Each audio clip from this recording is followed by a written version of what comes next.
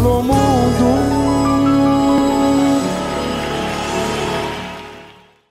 Alô mundo, olha eu aqui! E aí, meu pessoal, muito obrigado a todo mundo que tem participado dos nossos vídeos, comentando, lá nas plataformas digitais também, Facebook, Instagram, muito gratificante ter esse retorno de vocês.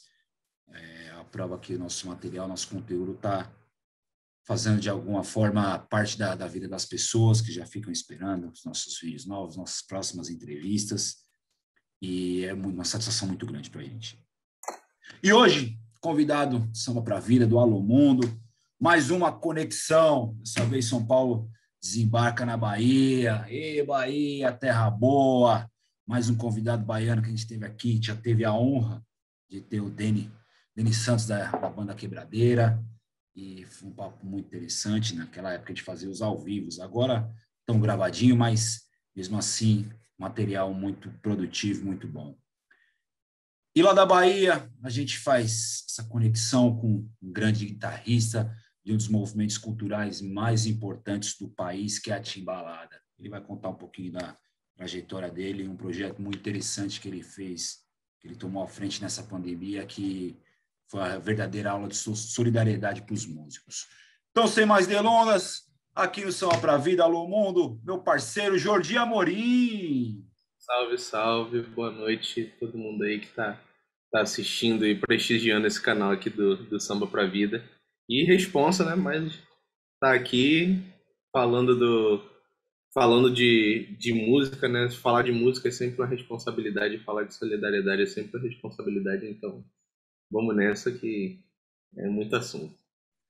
Mais uma vez, muito obrigado por ter aceito o nosso convite. E vamos contextualizar o pessoal aqui, para quem ainda não conhece Jordi Amorim, como é que é? Conta um pouquinho da sua trajetória na música, como você foi parar lá na Timbalada, seus outros projetos que você tem feito. Então eu sou baiano, mas eu morei no Rio até os 15 anos. Eu fui pro Rio muito novo, aí morei em Brasília, depois voltei pro Rio e fiquei lá até os 15. E aí eu comecei a tocar tal. E nessa, dentro do ambiente de igreja que eu comecei a tocar e tal. E aí minha vida, assim, a forma como eu enxergava a música era muito voltada assim pro rock and roll, pra música pop e tal, até por causa do estilo que se tocava na igreja, eu comecei a descobrir os guitarristas, comecei a descobrir Joe Satriani, Steve Vai, essa galera toda. E aí eu só queria saber disso, né? Só queria saber de hard rock, metal progressivo e tal. E aí quando bateu 15 anos, meu pai foi transferido para Salvador. E aí nessa de ser transferido, eu cheguei aqui no início do ano de 2010. E aí fui morar na Barra. E na Barra eu já fiquei na porta do carnaval, né? E aí ficava ouvindo aquilo tudo e, tipo, uma crítica, né? Ficava naquele ranço mesmo de, enfim, né? Aquele preconceito musical e tal. Até o momento que alguém me começou a me empurrar nas situações, sabe? E eu vi que eu não sabia me virar. Sabe essa música que eu dizia que era fácil, que era ridícula, que era tudo de ruim? No fim das contas, eu não sabia me virar nessa música, sabe? Eu não sabia compreender isso. E aí eu fui buscar entender como é que funcionava o lance da música brasileira, sobre o que estava calcado, né? Então, quando você vai ver o violão do João Bosco é muito percussivo, quando você olha o piano do Tom Jobim é percussivo, então eu comecei a procurar me informar mais sobre isso e aí a vida foi me puxando para essas coisas, né? Entrei na Rumpelezinho, sou aluno do maestro Letieri Leite, e aí nisso rolou Timbalada também, rolou Rumpelés e várias coisas assim, sempre nessa direção de interação com a música percussiva, né? Então é mais ou menos por aí que eu caminhei para chegar no lugar que eu me posiciono hoje. Antes da gente entrar no Rumpless, que é um trabalho que é bem peculiar e eu acho muito interessante de se contextualizar, conta um pouquinho como é que é a sua ligação hoje com a Timbalada, que eu digo, a Timbalada, assim como o Olodum aí na Bahia, acho que são os dois maiores movimentos culturais, acho que são os mais conhecidos, princípio, e, e eu configuro os dois como dos maiores movimentos culturais do país, a Timbalada e o Olodum, assim como as escolas de samba de São Paulo, do Rio, o Caprichoso Garantido lá no Norte. Então, essa galera tem um peso muito importante para a nossa cultura, de uma maneira geral. E como é que está a sua ligação hoje com a Timbalada? Então, a Timbalada deu meio que uma parada também nesse momento de pandemia. Eu acho que até por uma questão de responsabilidade, assim, né? Eu fico brincando dizendo que só a banda já é uma aglomeração, né? Então, tipo, teve uma época que a gente estava viajando com 18 músicos, fora a equipe técnica, sabe? Então, tudo isso acaba sendo um elemento que dificulta, sabe, o fato de você estar juntando essa galera na pandemia e tal. Mas, ao mesmo tempo, é interessante que você percebe que é um movimento que vai na contramão do que a música tem oferecido hoje, né? Porque a música cada vez mais reduz, então é DJ, batera, o tecladista e o cantor, sabe? E mais 5 dançarinos. E, tipo, a Timbalada não. A Timbalada é uma banda grande, o Olodum é uma banda grande. E aí, quando você vai olhar toda a tradição dos blocos afro, dos blocos de índio, do samba junino, sabe? Que o samba junino é a base da Timbalada. Então olhar isso aí é realmente um movimento muito que faz da música o mais cooperativo possível, sabe? As pessoas precisam estar ali interagindo para você ter aquela massa de som. E a timbalada mesmo, pô, às vezes tem gente que não sabe o nome dos cantores, sabe? Mas os tambores falam. Então, e os tambores falam por aquela massa que se gera de ter 6 timbales tocando, ter 2 surdos de meio, ter 2 bacurinhas, sabe? Isso é o grande poder da banda. O Timbalada, sem dúvida, fascinante, emocionante e arrepiante. E o engraçado é que nessa de da minha negação, né, que eu tive em um dado momento com a própria música baiana, assim, inclusive minha relação com a Bahia era um pouco difícil, assim, porque, enfim, como eu saí muito cedo, eu não tinha uma sensação de pertencimento, sabe? E aí eu tinha uma certa negação e tal. E aí, no momento que eu só vim realmente entender o que era timbalada no primeiro ensaio que eu fui fazer. Cheguei lá, botei a guitarra, sentei. A galera começou a passar a convenção. Primeiro puxa, parada tuntu, parada tuntu, parada tarada tuntu, parada tuntu. Todo mundo respondendo. Você olha, meu Deus do céu, o que que tá acontecendo aqui, velho? É uma parada que te leva, sabe? E é muito interessante. A maioria ali fazendo a sinergia acontecendo, o som fica gigante, é impressionante. Você respondeu justamente a que seria a minha próxima pergunta, que é qual que é o significado da timbalada para você? Então, você já contextualizou perfeitamente aí. E como é que é esse lance da Rumpless, essa orquestra aí regida pelo gigante Letier Slate? Acho que quem acompanha, eu corri atrás do trio elétrico aqui, Estância da Serra, Uhum. muito show, e lembro de ter visto seu Letieres nas bandas aqui com o Pet Sangalo, com essa galera toda. E, e hoje ele é um grande maestro, né? Tanto que recentemente aí num programa, não sei se foi até uma campanha publicitária que teve a Isa gravando um documentário aí na Bahia, na Concha Cuxa. Foi um show patrocinado pela Devassa, que foi Isso, Isa e Orquestra Rumpelete, né? exato. Você estava lá também? Na verdade, ali eu participei, ajudei com um arranjo lá de uma música que a Margarete cantou, e, enfim, quando eu não tô tocando com a Rumpelete, que é só no show que a gente faz de homenagem a Black Hill, quando eu não tô tocando, eu tô mais de produção, participando escrevendo partitura, fazendo mais esse lado mais, como eu posso dizer? Mais camarim mesmo, né? Mais bastidores. Eu fico mais nessa, assim. Já no show da Black Hill, que aí eu tô tocando guitarra mesmo. Eu tô lá no palco, como eu gosto de estar. Então, explica aí para a gente um pouquinho o que é a Rumpless e qual que é a satisfação de trabalhar com um maestro como o Letieres Leite. Então, o lance da Rumpelé está muito ligado à sensação, né? Então, tipo, a Rumpelé nasce de um insight, assim. A gente, na música, tem um hábito de chamar o baixo e batera de cozinha e percussão tá nesse bolo, né? E aí a gente, pô, se a gente for parar para pensar, vamos problematizar, sabe? A gente vai para nossa herança escravista, sabe? Pô, por que a cozinha é onde tá a galera preta que, sabe?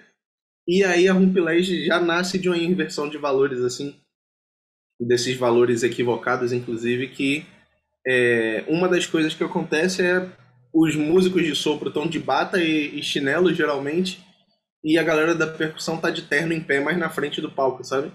E só de você botar esses percussionistas na frente já é uma já é um sinal assim de como a gente pode repensar, mesmo que não se trate de hierarquia, mas pensar em pôr o devido valor para a percussão, para a nossa herança ancestral, para as matrizes africanas e etc e tal. Sabe? Então, pensar a música brasileira e a música da Rumpelés em especial a partir desse prisma de que sai da percussão e parte para os sopros é uma maneira de é uma maneira de ressignificar mesmo a nossa forma de entender música, sabe? Porque a percussão é sampleável e a gente tem que levar os músicos, o guitarrista e o tecladista pro show só, sabe? Porque o diretor é sempre o tecladista. Essas coisas todas são ressignificadas a partir dessa ideia de que você tem os percussionistas de terno lá tocando, sabe?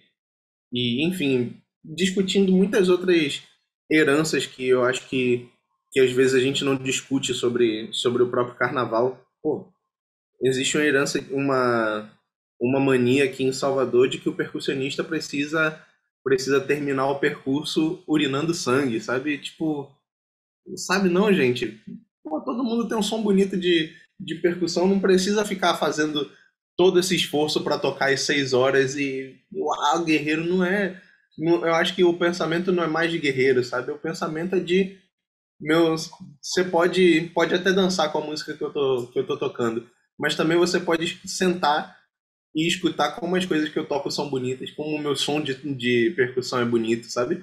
E não é só uma parada animalizada do guerreiro que mija sangue e precisa estar ali sem camisa suado para um monte de gente que tá no camarote e pagou muito caro ficar assistindo você, sabe? Te aplaudindo. Uma parada, às vezes eu acho muito, de novo, é uma manutenção assim de uma parada meio escravista da figura do negão viril que precisa estar sempre sendo reafirmada, sabe? Nunca podemos trazer o negão intelectual, sabe? A gente não pode trazer essas coisas por quê, sabe? Então, a Rumpelés inverte muito esses valores errados que a gente ainda mantém na música brasileira, em especial na música baiana. E trabalhar com o maestro Letieres.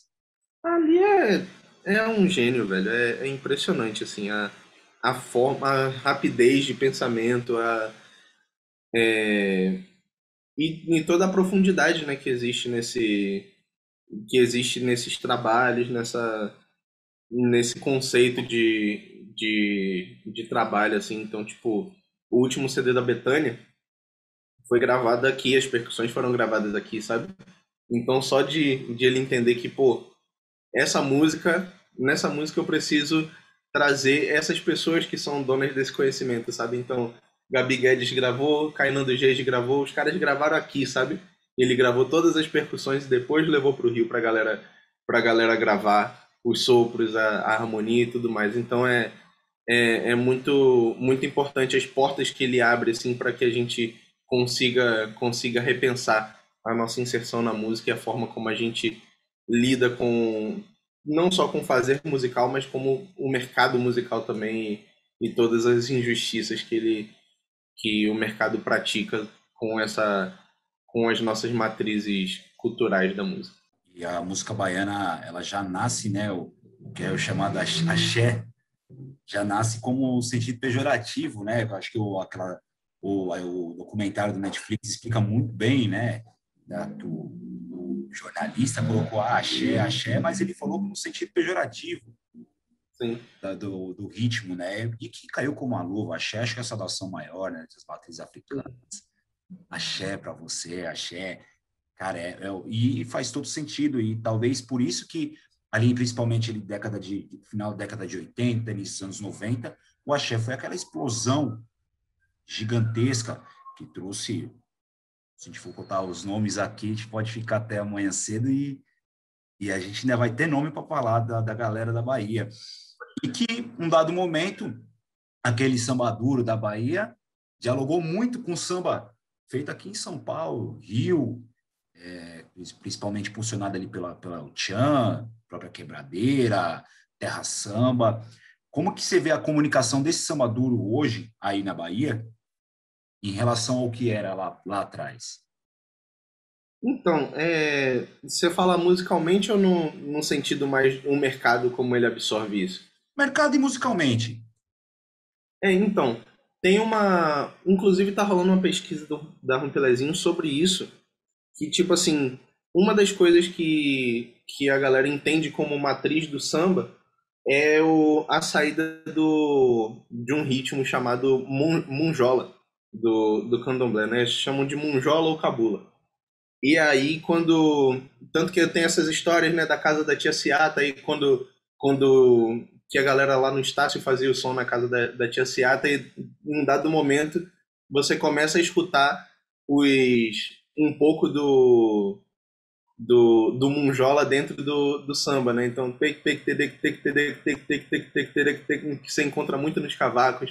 Então, tipo, aí eu não vou confirmar para não ser criminoso, mas se não me engano, o Lé faz pacutu, pacutu, pacutu, ou então cutum, cutum, cutum, cutum, tá no surdo também, sabe? Então, tipo assim, a matriz é muito similar, sabe? E aí os diferentes lugares levantaram de outras maneiras, né? E aí, nisso é isso, a galera foi pondo a sua identidade, o Rio trazendo mais o choro para colando o choro com samba, né? E depois a transformação em bossa nova, né? Limpando a percussão e mantendo só o violão. Enfim, eu sou um crítico da bossa nova, mas enfim, deixa eu falar.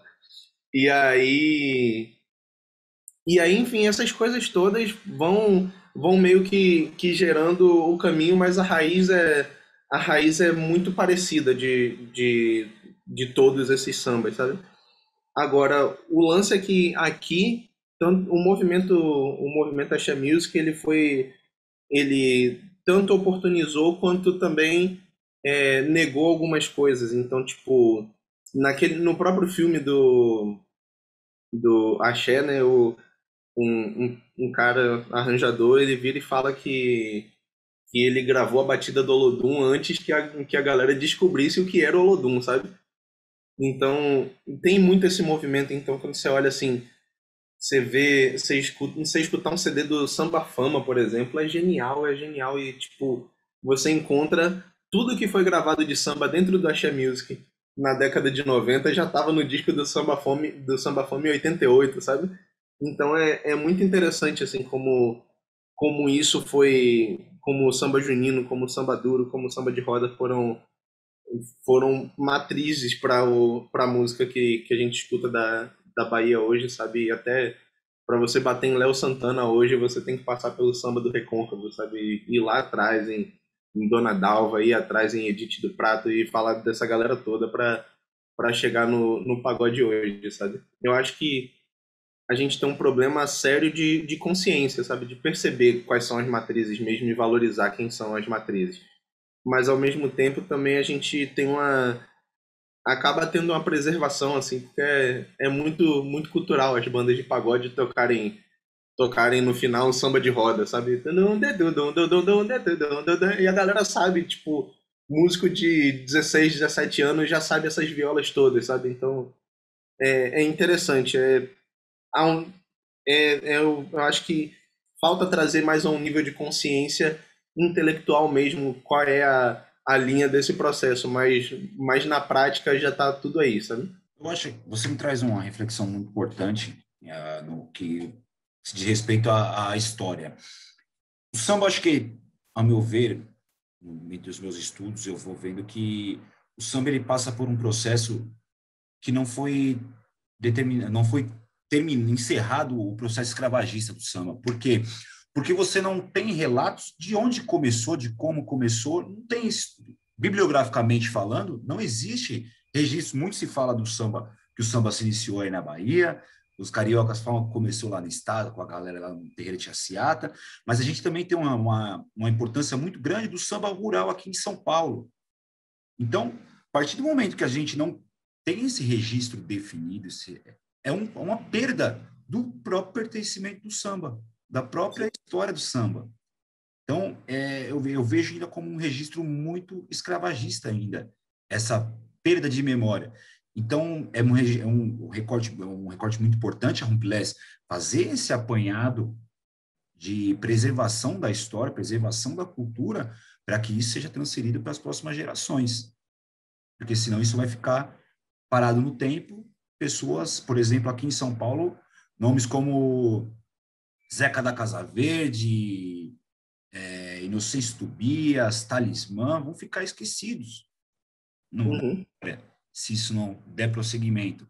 Assim como Marciolino aí na Bahia, como o próprio Luiz Caldas, o próprio Dodô e Osmar. Então, a gente, enquanto os jovens de hoje, os estudiosos de hoje, precisa sim fazer esse trabalho intelectual que vocês têm desenvolvido na Rumpelés, sobre a mentoria do fenomenal Letieres Leite. É engraçado que tem uma vez eu tava pegando carona com o Lazo. Não sei se você conhece Lazo Matumbi. O Lazo cantou no Ilê. O Lazo é um dos personagens assim que você conversa e ele não tem medo de falar sobre a história do axé, sobre das partes negativas da história, mas enfim. E aí ele tava contando, se não me engano, sobre um festival que ele foi tocar chamado Festival Alcivando Luz. Tenho quase certeza que era esse nome. E aí ele foi perguntar pra galera que tava fazendo o festival, pô, vem cá, quem é Alcivando Luz? Aí a mulher respondeu, foi o cara que ensinou João Gilberto a tocar, sabe? Então, tipo, e aí quando você fala sobre Alcivando Luz com alguns caras mais antigos, assim, da música aqui na Bahia, eles vão falar sobre, pô, Alcivando era fenomenal e não sei o que, João Gilberto aprendeu tudo com ele, sabe? E aí, tipo, não se, da mesma forma que você citou três nomes aí da história do samba em São Paulo, e eu não conhecia, porque já é uma parada nichada, sabe? E aí se torna regional. E aí aqui pouca gente sabe de Alcivando Luz. Vocês aí em São Paulo não sabem de Alcivando Luz, eu não sei da galera de São Paulo, sabe? E aí a gente fica nesse processo de perda de memória mesmo, sabe? Que a gente não acaba não creditando as pessoas que deveriam ser creditadas e tipo, e aí a gente pode incorrer em alguns erros quase criminosos assim de tipo, pô, de onde é que veio o samba, sabe? Qual era a importância do samba enquanto cântico de trabalho? Em quem eram as pessoas que faziam o samba no início? E aí a gente comete uns crimes de comercializar o samba errado, sabe? Aí a gente dá o dinheiro para quem chegou depois e entende o samba numa perspectiva completamente outra, não conhece essa história e tal. Então, quando a gente não conhece, não sabe de onde vem, a gente não tem como decidir direito para onde vai, né? É muito por aí. Exatamente. Isso foi até uma reflexão que eu fiz com um amigo meu, Danilo Barbosa, que ele me fala, né? Porque a minha questão com ele lá, com ele foi que ele faz um trabalho muito importante dentro do município dele, dentro do bairro dele. E ele fala para mim, Vaguinho, se a gente não sabe de onde a gente vem, a gente não sabe para onde vai. Então, o samba Uhum. ele acabou permeando por caminhos em que a perda de memória, a perda da cultura, esse descolamento com a sua história, acabou trazendo com que o samba tivesse perdido, de certa forma, o seu pertencimento hoje no cenário musical brasileiro. Eu particularmente acredito muito nesse descolamento, porque até ali nos anos 90, a gente for olhar repertório, até dos grupos que ficaram mais famosos, né, Negritude Júnior, Samba Contrariava, Exalta Samba, essa galera tinha muito forte ainda os partidos altos, as músicas falando sobre as matrizes africanas, cantando os cantos africanos. Sensação, um grupo Sensação é uma grande prova disso, ele traz inúmeros sambas falando. Eu creio que, e olha, para você ver um conformismo meu, acho que o último samba que se falou de capoeira foi o Capoeira do Sensação. Aqui, capoeira é uma cultura totalmente espalhada pelo Brasil inteiro. Uhum. Uma dança espalhada pelo Brasil inteiro, e não se fala mais de capoeira nos sambas. Então, eu creio que não que um grupo deva fazer um disco só com músicas relembrando a memória, que não fale mais de amor, que não fale mais do cotidiano, que não faça mais música de duplo sentido, mas que, pô, um disco, no ano, o cara lança 12 faixas, né, que hoje são singles, reserva uma para preservar a memória, a história do samba, grava um partido alto, grava alguma coisa relembrando essa memória, os grandes compositores da nossa história, que é tão rica, né? Assim como o axé, assim como O o rico. interessante que outro dia, até no Clubhouse mesmo, eu entrei numa sala sobre que a galera tava falando sobre a preservação da, dos blocos de carnaval lá de São Paulo, né? Do samba pô, do sambódromo, né? Do carnaval ali da pista e tal. E aí eu entrei e falei um negócio, mas infelizmente, né, como a gente sempre vacila, no hábito eu usei até uma expressão machista lá e a galera repercutiu mais a expressão do que a ideia. Mas, enfim, pedi desculpa e tudo mais. Mas assim, uma ideia que eu acho que a gente não pode perder, e principalmente eu fiquei um pouco sentido de não ser escutado, porque aquela era uma conversa importante com atores importantes da cena, é que às vezes a gente comete muito erro de achar que que o nosso movimento é isolado de outras coisas, sabe? Então, eu gosto da forma como você fala como você faz o paralelo entre samba e axé, porque é uma coisa que, tipo, se você não olhar para o movimento axé, no que aconteceu com ele, você corre riscos seríssimos de vacilar com toda a música preta, sabe? Porque o que acontece no Axé Music? Lazo fala muito disso. Quando ele saiu de Salvador e foi para São Paulo, e ficou por aí, ele saiu do Ilê, né, e tal. E aí a galera tinha as músicas de protesto, tinha o Faraó, tinha essas coisas todas. E aí, de repente, o Axé Music se tornou uma parada muito mais festiva, né? Entrou, e aí deram o nome Axé e tudo mais. Aí quando o Lazo volta, ele encontra algumas músicas assim, inclusive com uma letra um tanto quanto racista e tudo mais. E aí o descrédito aos blocos afros, né? Então rola essa parada de a primeira música que grava a levada do Olodum Vamos Abrir a Roda, que não tem uma pessoa do Olodum tocando, sabe? Inclusive, essa letra é uma cópia, segundo Augusto Conceição, é uma cópia de uma música que tinha no Samba Fama, sabe? Então, tipo assim, a galera foi pegando dos movimentos de gueto e tal e foi trazendo para uma parada que tinha grana para transformar em indústria. E nessa de transformar em indústria, palavras do Letieres Leite, ele fala, velho, gente que era empresário de jogador de futebol, gente que tinha fábrica de calça jeans, todo mundo entrou pra música para ganhar esse dinheiro, sabe? E essa galera ganhou realmente esse dinheiro. Só que não era um povo que estava preocupado com a sustentabilidade dessa cultura, sabe? Então, pô, a gente precisa dar crédito para os percussionistas, a gente precisa dar condições de trabalho para os músicos, essas coisas todas não foram pensadas no momento da explosão, né?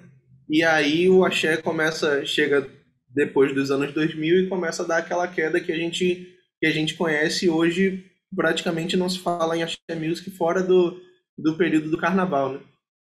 Então, assim, quando você chega e você não percebe que a importância de ter empresários que estejam preocupados com a cultura também, então, tipo, pô, a gente pode fechar um contrato de 70 mil com um movimento mais, entre aspas, limpo, né? Que a gente vai, pô, a gente vai manter as pessoas certas, a gente vai manter os atores sociais que se importam mesmo com a resistência do samba, por exemplo. Mas a gente pode ganhar 200 mil levando só o tecladista que caiu de paraquedas na banda e o cantor que era cantor de rock and roll e virou cantor de samba agora, sabe? Vamos ganhar 200 mil, sabe? Essa galera não tá preocupada em preservação da cultura, essa galera não tá preocupada em manter que as pessoas que inicialmente eram o público consumidor permaneçam na plateia, sabe?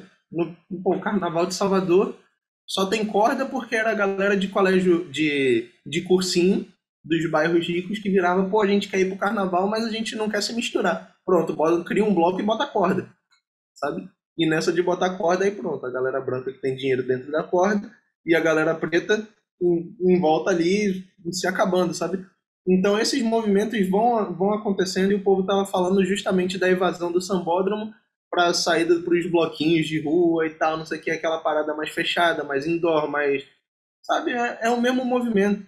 Então enquanto a gente não pensar tanto do início da cadeia, da galera da graxa, até os empresários que estão botando a mão no nosso produto para vender e a gente não tiver uma consciência de sustentabilidade da nossa cultura, da nossa arte, então a gente vai estar sempre perdendo, transformando só em um produtozinho vendável que vai se tornar artificial em algum momento, sabe? Enfim. É extremamente preocupante esse relato que você traz aí, porque eu senti durante algum tempo isso no samba, e sinto ainda de alguma forma. Lógico, a gente tem muitos movimentos underground, eu digo movimento underground porque não ganharam o grande espaço na mídia. Rio de Janeiro são inúmeros os lugares, as rodas de samba, Beco do Rato, Renata Rocinha, que talvez seja o primeiro que saiu dessa galera do underground para entrar no outro patamar, mas a gente pega Inácio Reis, é, João Martins, galera do Casuarina que saiu, que também deu uma descolada, mas também que já voltou. Tem as meninas do Sambadona. Aqui em São Paulo a gente tem Fabiana Cosa, Samba da Laje, Samba da Vela, Rapaziada do Pagode da 27, que são movimentos de resistência, mas que ainda ficam no movimento underground, para quem conhece, só para quem, se alguém vai pesquisar, que vai conhecer. Eles não são apresentados de uma Uhum. forma com que o grande público também conheça o trabalho desse pessoal. A gente já teve a honra de ter um dos representantes do Pagode da 27 aqui com a gente, e eles fazem um trabalho, além do trabalho musical, um trabalho extremamente lindo, um trabalho social, na galera lá no Grajaú, Zona Sul de São Paulo, região extremo sul de São Paulo, então, região carente, eles fazem um trabalho muito importante, que é o papel que eu vejo que a música tem o poder de fazer, de não ficar só no âmbito musical, assim como o samba, como o axé. Então, você fala que eu faço o paralelo entre o samba e o axé, é que eu não consigo descolar o samba feito em São Paulo, no Rio, do axé. Eu acho que o axé é o samba baiano, é a Total. expressão máxima da música baiana. É quando você atinge uma maturidade musical, uma maturidade social, porque o axé, assim como o samba, as rodas de samba de São Paulo e de Rio, o axé é um movimento inclusivo. Por mais que tenhamos as cordas, mas tem a pipoca. Uhum, sim. A inclusão total. A pipoca é o movimento do êxtase da, da música, do espetáculo, que é o carnaval baiano. Então, eu acho que o que eu vendo você falar, o que talvez possa estar faltando é um maior entendimento dos artistas de hoje, da questão social do axé, da questão de história mesmo do axé, questão de inclusão. que é o que você... Aí volta o paralelo com a Rumpilés, que é o que os relatos que você me traz. Uhum. Os relatos de acolhimento. E que, em paralelo a isso, aí você, enquanto um músico, você vai acolher quem agora na pandemia? Os músicos estão precisando de uma gravação com a gravação solidária. Então, agora sim, como é que foi esse trabalho de gravação solidária? Quanto você consegue metrificar quantas músicas vocês gravaram nesse trabalho que foi lindo, que eu consegui, que você publicou algumas coisas que eu consegui ver? Então, a gravação solidária foi o seguinte: início da pandemia, a galera, principalmente no grupo da Timbalada, até, tipo, a Timbalada tem a banda mesmo, e tem um movimento ali do Candial, né, que tem a Pracatum, que envolve lactomia e tudo mais.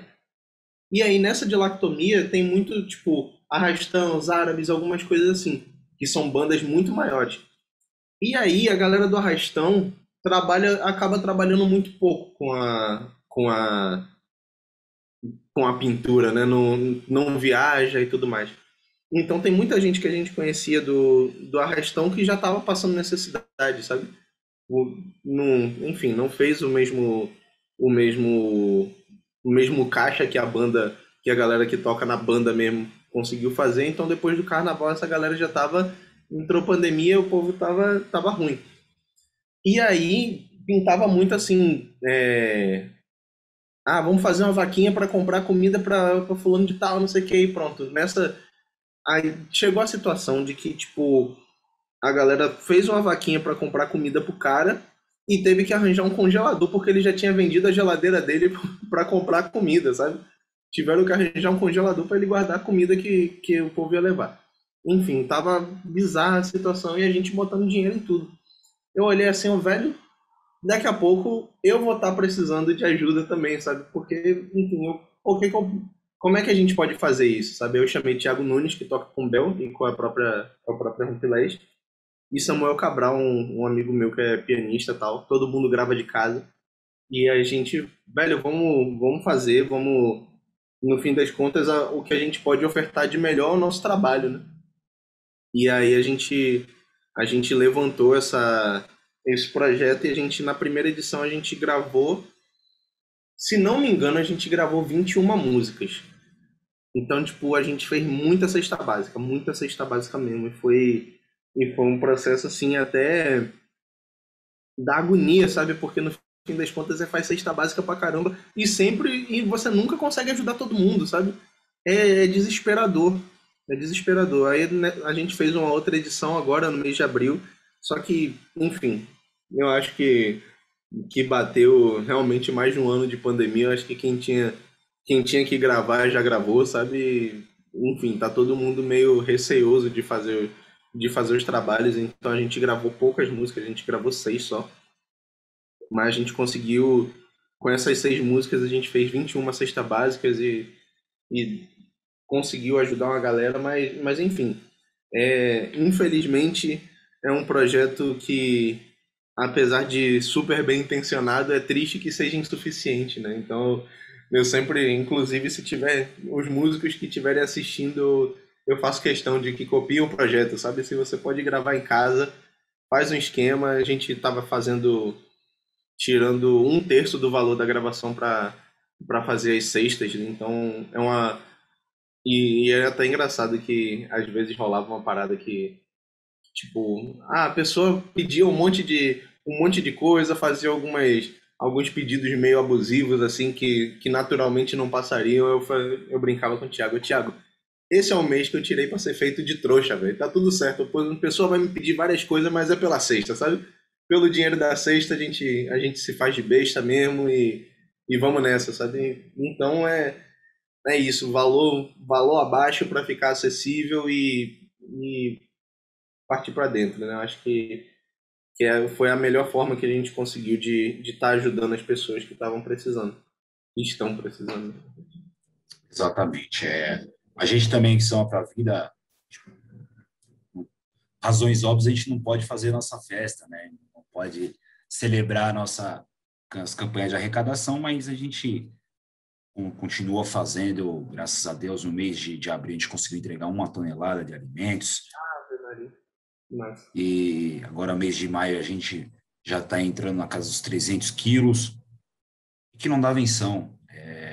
Talvez o ano passado, sem entrar em assuntos políticos, mas o ano passado o auxílio emergencial colocou bastante dinheiro no mercado, movimentou muito o mercado, por menor que fosse o valor, e a galera não estava tão passando fome como esse ano. Esse ano demorou os 3 meses para entrar o auxílio, e quando entrou o auxílio, melhor não comentar. Então, a galera está passando mais necessidade, tem passado mais necessidade em 2021, vacinação que não acelera. Então, é uma gama de questões que a gente observa que levam a essa situação de fome. E, sobretudo, aí no Nordeste, né? O Nordeste, que é reconhecidamente uma das regiões mais pobres financeiramente do país, se não a mais pobre, se não talvez o Norte e o Nordeste fique ali, mas a pobreza é muito grande aí no Nordeste. Eu tenho família nordestina, os pais são de Pernambuco, então a gente ouve muitos relatos dessa galera de passar fome de verdade, que a gente também não precisa ir muito longe. Eu aqui em São Paulo, bairro vizinho aqui, é crítica a situação.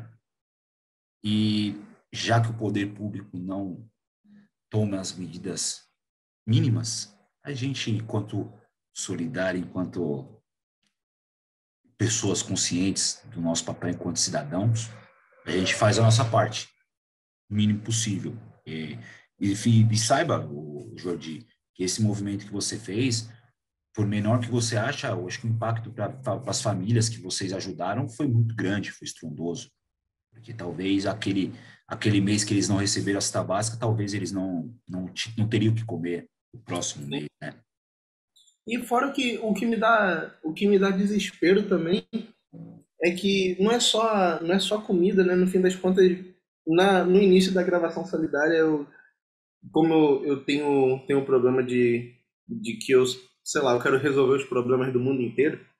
E aí eu falava, velho, vamos, sei lá, vamos dar o dinheiro também, sabe? Às vezes porque às vezes, tipo, a pessoa já tem outro lugar de onde recebe cesta básica, mas, velho, quando você vai vendo a conta da Coelba, né, a energia, pô, quando você vai vendo a energia chegando e todo mês e você tá sem dinheiro e o bagulho vai acumulando ali boleto atrás de boleto, no fim das contas, tipo, pô, você até comeu, sabe? Mas daqui a 2 meses tu tá com a luz cortada, sabe? E aí, como é que fica, sabe? E aí, pô, outro dia uma pessoa entrou na sala do Clubhouse até e falou, não, faz um, faz um curso, hoje a gente pode fazer curso online, pô, dá um curso online, se estrutura para isso, se reinventa. Como? Sabe, essa pessoa tá sem dinheiro para comprar comida, provavelmente ela tá sem crédito no celular, por mais que ela arranje cabeça para fazer um curso, como é que ela vai fazer o upload desse curso, sabe? Vai ter a estrutura de abrir uma conta no Hotmart, e chegar lá, botar o curso, divulgar, velho. Hoje em dia a gente tá brigando pelo mínimo, sabe? O lance é que a gente tá brigando pelo mínimo e as coisas é bola de neve, todas as contas no pique da bola de neve. Pô, um ano já de pandemia, sabe? Então deve ter gente com conta atrasada desde março do ano passado, e aí como é que faz? Sabe? É muito desesperador, assim, saber que mesmo que você dê a comida, a falta ainda é de todas as outras ordens das necessidades básicas, né, do cidadão. É desesperador. Realmente desesperador. A gente vive numa situação que o mínimo acaba sendo enorme, o mínimo que a gente pode fazer acaba sendo enorme, e o mínimo que a gente não consegue fazer acaba sendo gigantesco também. Pois é. Infelizmente, a gente aqui, quanto movimento de arrecadação de alimentos, a gente não consegue ajudar a galera com a grana, que às vezes a grana falta mesmo. E, infelizmente, R$ 250 não consegue sustentar uma família, não paga um aluguel aqui em São Paulo, Dependendo do tamanho da família, você não paga a conta de água e luz. E é o que você falou também em relação a pessoas se reinventar. Cara, é fácil para quem tem o Clubhouse, para o pessoal que não sabe, que não tem acesso. O Clubhouse é uma plataforma, agora que ele está migrando também para o Android, mas é uma plataforma exclusivamente de iPhone. Então, a pessoa que tem um iPhone não é uma pessoa que está passando necessidade. Não é uma pessoa que realmente está faltando o que comer em casa. Então, até se torna um lugar fácil de falar. Faz um curso, porque está com a cabeça em termos bem resolvida, a maioria das vezes. Agora, uma pessoa que está passando fome não está com a cabeça resolvida. Com certeza. Então, é um lugar, é uma linha muito tênue, né? Que a gente pode falar aqui do nosso lugar de fala, que nós somos privilegiados, porque temos nossos salários, nossas estruturas físicas da nossa casa, nossa estrutura alimentar, nossa estrutura financeira, tá? Pode não estar legal, mas está em ordem.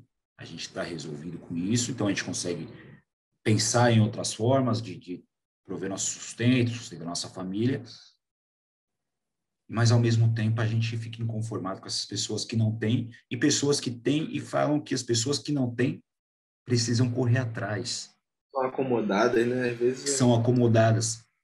Sim, existem situações e situações. Existem pessoas que são realmente acomodadas, que ficam esperando só o benefício do governo, ajuda, e vai ficar ali em casa tranquilo. Mas existem as pessoas que não têm para onde correr também. Não tem É aqui isso. correr mais. Tem uma parada que a pandemia foi.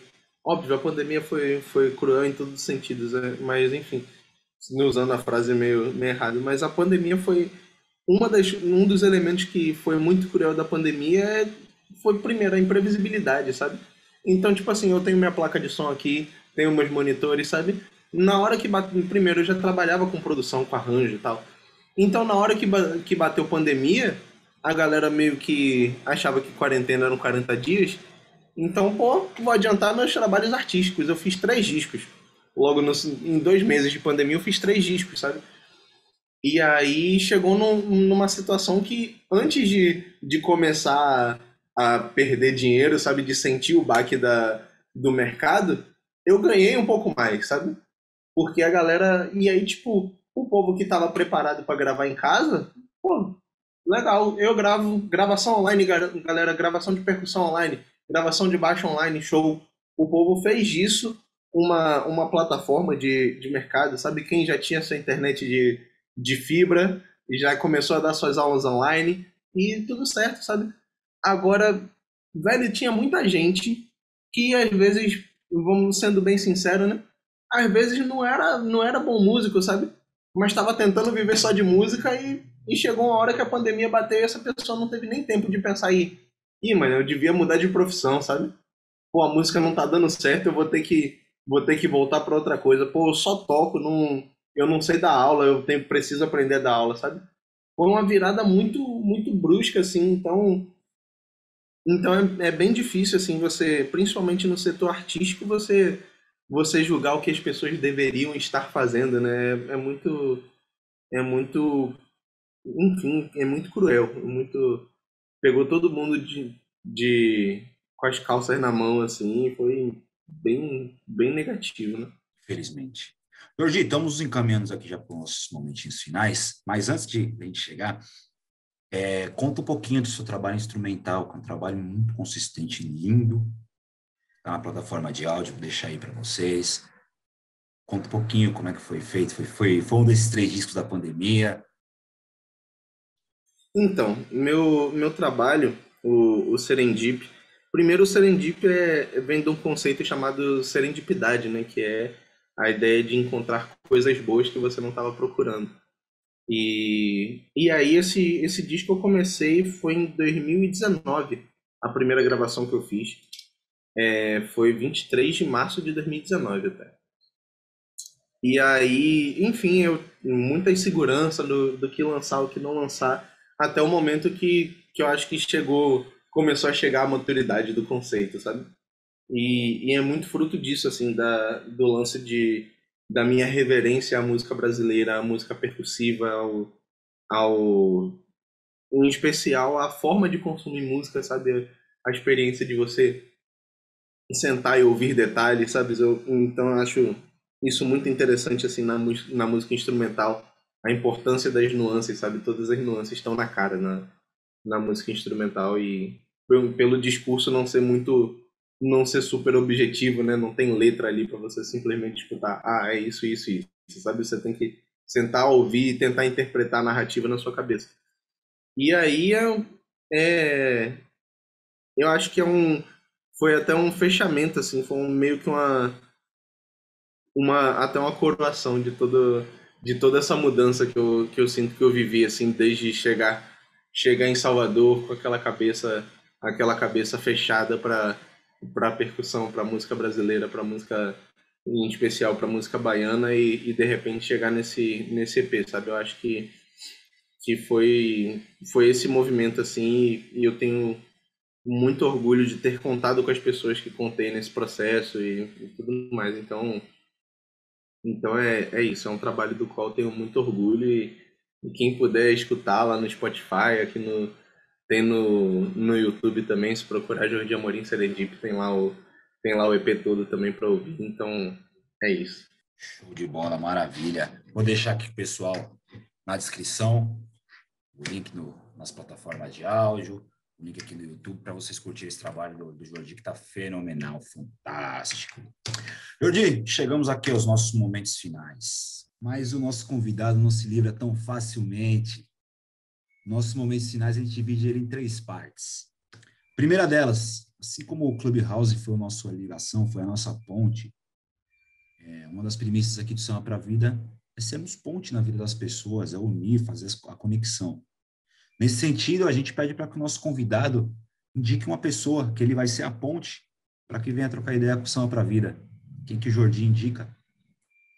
Pô, maluco, é muita gente, velho. Pô, Felipe Guedes, velho. Felipe Guedes, assim, Augusto Conceição é uma das pessoas mais importantes na história do Axé Music, porque ele foi um dos grandes compositores. Ele foi ele é filho do maestro Vivaldo Conceição, que foi dos mais importantes maestros negros e um dos primeiros maestros negros do país. E ele foi muito importante no movimento da música baiana, como compositor, como cantor, como arranjador e tudo mais, e nesse movimento do samba junino e etc. Mas eu não posso contrariar ele. Numa entrevista que a gente fez com ele, ele virou e falou assim: Felipe Guedes é o que existe de melhor na família Conceição. Se é uma família que tem ele, Maestro Vivaldo, que já falecido, em memória, e Rayala, ele diz que Felipe é o que tem de melhor na família Conceição, então vou indicar Felipe, não tem jeito. Ele estava com numa turnê agora com Caetano Veloso e Ivan Sacerdote. Então, enfim, só para você entender o nível do menino. É meu irmão, assim, e eu acho que é uma das pessoas mais sensatas que eu conheço com música e com o lugar da música na vida da gente, na sociedade e tudo mais. Então é a minha indicação. Que honra. Muito obrigado pela indicação. Em breve, Felipe Guedes aqui no Samba para a Vida. Segundo momento, Jordi Amorim, qual o recado que você daria para o mundo? Para o mundo. Tá.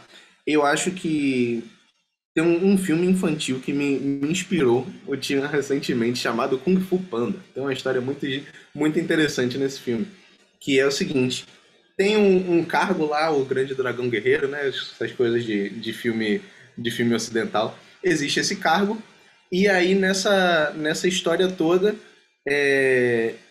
o cargo está vago e existem várias pessoas, excelentes lutadores, que estão ali almejando essa vaga. E aí ninguém consegue, porque as pessoas sentem que não é que não é o grande mestre lá sente que nenhuma dessas pessoas deve ocupar essa vaga. E isso é o que eu acho que a gente precisa entender como sociedade. Às vezes não é porque a gente é capaz que a gente deva ocupar a vaga, sabe? Eu acho que às vezes a gente precisa abriu espaço para que a mulher fale sobre a mulher no mercado e não chegar a fazer uma reunião de homens para falar o que é a mulher no mercado da música. Unir um monte de gente branca para falar o que é o negro no mercado da música. Unir um monte de músico de harmonia, maestro e não sei o quê. O que são as referências percussivas, a matriz cultural do candomblé, o que são essas coisas todas na música, sabe? A gente precisa dar o espaço para as autoridades e para as pessoas que viveram falarem sobre as suas experiências. E eu acho que isso é uma das coisas que fariam do mundo um lugar muito melhor se a gente entendesse que não é porque a gente tem a oportunidade de gravar primeiro, ou de falar primeiro, ou de escrever primeiro que a gente deva fazer. Por fim, os meus agradecimentos. Jordi, é sempre para a gente um privilégio conversar com pessoas com um entendimento tão grande do seu lugar de fato na sociedade, o seu lugar enquanto músico dentro da história da música, o seu lugar enquanto preto dentro da história preta, e você traz esses relatos de vivência dentro da música baiana, que eu ainda continuo falando que é a música brasileira. Então, é muito enriquecedor para a gente ter todas essas histórias e conhecer por quem vive essa história, por quem faz a história.